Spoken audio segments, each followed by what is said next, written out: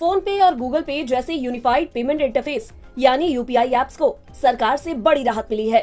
National payment corporation of India यानी NPCI ने UPI apps के लिए 30% यूपीआई मार्केट शेयर नियम का पालन करने की समय सीमा 2 साल बढ़ाकर 31 दिसंबर 2024 कर दी है। हाल ही में सरकार ने यूपीआई मार्केट में कुछ बड़ी कंपनियों की बादशाहत को रोकने के लिए यूपीआई सर्विस देने वाली एक कंपनी के पास 30% से अधिक मार्केट शेयर नहीं हो सकता, ऐसा नियम लाया था। एनपीसीआई ने इस कैपिंग को लागू करने के लिए 31 दिसंबर 2022 की डेडलाइन रखी थी। हालांकि अब समय सीमा 2 साल के लिए बढ़ाते हुए 31 दिसंबर 2024 कर दिया गया है। एनपीसीआई ने एक बयान में कहा कि यूपीआई के वर्तमान में इस्तेमाल, भविष्य में इसकी ग्रोथ की संभावनाएं और दूसरे पहलुओं को ध्यान में रखते हुए ये बदलाव किया गया है।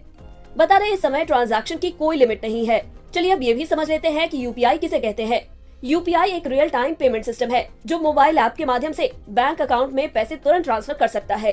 यूपीआई के माध्यम से आप एक बैंक अकाउंट को कई यूपीआई ऐप से लिंक कर सकते हैं। वहीं कई बैंक अकाउंट को एक यूपीआई ऐप के जरिए संचालित कर सकते हैं। खास बात है कि यूपीआई आपको scanner, mobile number, UPI ID, इनमें से सिर्फ एक जानकारी होने पर भी पैसे ट्रांसफर की सुविधा देता है।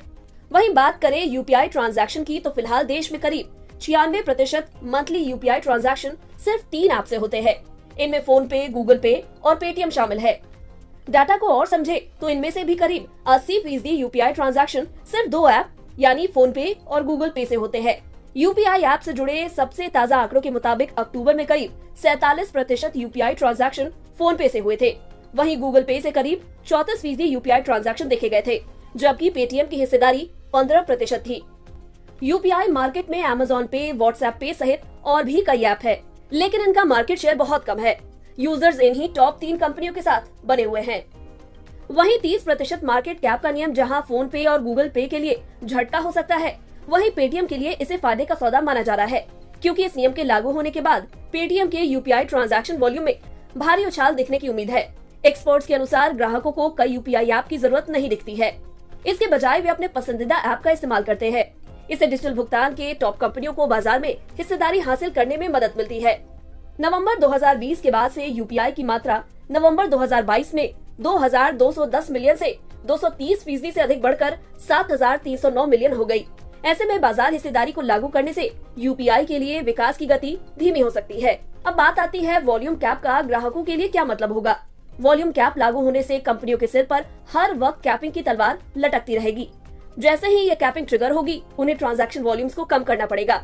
अब इसके लिए उन्हें नए यूजर्स की ऑनबोर्डिंग बंद करनी पड़ सकती है। साथ ही उन्हें पुराने यूजर्स को भी डीबोर्ड यानी अपने प्लेटफॉर्म से हटाना पड़ सकता है। अब अगर ऐसा करना पड़ा तो कंपनियों का पूरा कारोबार गड़बड़ा जाएगा। साथ ही कंज्यूमर्स को भी बड़ी दिक्कत होगी, क्योंकि उन्हें दूसरे प्लेटफॉर्म्स पर शिफ्ट होना पड़ेगा। फिलहाल तो फोन पे और गूगल पे जैसे ऐप्स के लिए 30% यूपीआई मार्केट नियम का पालन करने की समय सीमा 2 साल बढ़ा दी गई है। तब तक देखना होगा कि एनपीसीआई समय के साथ संभावना को देखते हुए क्या कैपिंग नियम को बरकरार रखेगी या इसमें बदलाव लाएगी। इस वीडियो में फिलहाल इतना ही। आपको हमारे वीडियो कैसा लगा कमेंट करके जरूर बताएं। वीडियो को लाइक और शेयर करना ना भूलें। साथ साथ नए लोग चैनल को सब्सक्राइब करना न भूलें।